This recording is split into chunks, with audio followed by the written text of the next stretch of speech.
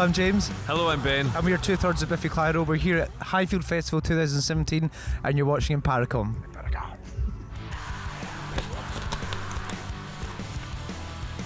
Guns N' Roses, Appetite for Destruction. One of the first records I ever owned. One of the first records I listened to in my headphones when I was a teenager trying to ignore my parents, and just a record that transported me into a different world and really a big part of our musical education. I'm going to go for Weezer Pinkerton, Weezer's second album.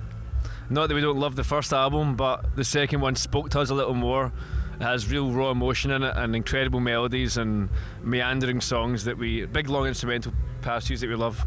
Yeah. One of our favourite bands of all time, and that record will stay with us forever. But I could say any record by Red House Painters, although I probably would say Roller Coaster if I was pushed. Just an amazing band, a band that means so much to us, and sadly no longer a band, but they certainly touched us in our hearts. Gonna go with Michael Jackson, Bad. As a kid growing up, that was one of the albums I had on cassette. This little plastic thing with wheels on it, and you guys might not have heard of them. And I put it into a personal cassette player. Yeah. And then me and my brother would share an earphone each and sit and write down the lyrics to Dirty Diana. Is that your other brother? Was that me? No, it wasn't you, man. It wasn't me. My special. It's cooler, much cooler, brother. My favourite brother. For my last record, I'm going to choose Elliott Smith, Either Or. Beautiful record, really kind of heartbreaking. It means a lot to me and my wife. We've cuddled a lot to this record, and such a kind of fragile soul. It's really sad when music affects you in a way and then it's taken away from you. It can be a really sad thing, but Elliott Smith's an artist that will never leave me. And I'm going to finish with Refused, The Shape of Punk to Come. It's an album that when I first heard it, it was probably too smart for me, and I kind of went over my head a little bit. And then I revisited it a few years later and thought, this is the best fucking thing I've ever heard in my life. And it was probably made about 10 years too early, and not many folk got it, but at least now they're getting the plaudits that they always deserved. So yeah, for me, I'm going to go Terminator 2, Star Wars A New Hope, Rocky 4. Mine are all pretty cheesy as well, yeah. And old. We're old guys. I think I'm getting old. I think Seven is still the best psycho. What's the bag? It's still one of the best psychological thrillers ever. Karate Kid. I mean, it's got to be Karate Kid. When we were like 8 or 10 years old or something.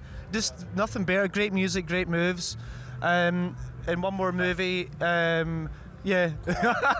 Did you see Terminator? I said Terminator 2. I mean, that was one that really struck us when we were... Charlie? Yeah. Oh, no, well, Charlie and the Chocolate Factory. It's got to be. Thank you. That's our movie. The memory's going. Amazing. Cheer up, Charlie. Give me a smile. Sorry.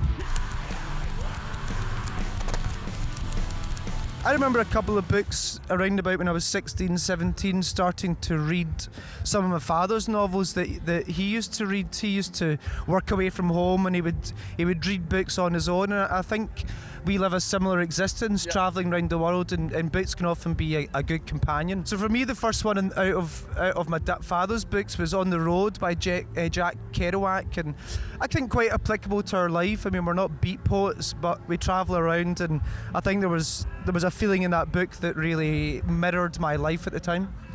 Animal Farm by George Orwell. It's quite an obvious classic, but it's a classic for a reason. It's short and snappy, but it says a lot. Well, I've just enjoyed reading The Circle by David Eggers, which has now been made into a movie.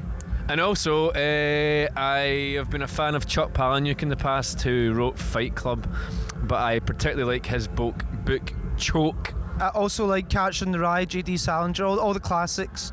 A Scottish author that we all really love is John Niven. Oh, forgot, sorry, I should have said Niven. I think probably The Second Coming or The Amateurs might be my favourite, both really great books, and a really exciting young artist, young writer and Irvine Welsh as well. Banks and, we're quite into what they call tartan noir, which is like Scottish crime fiction. Yeah. So.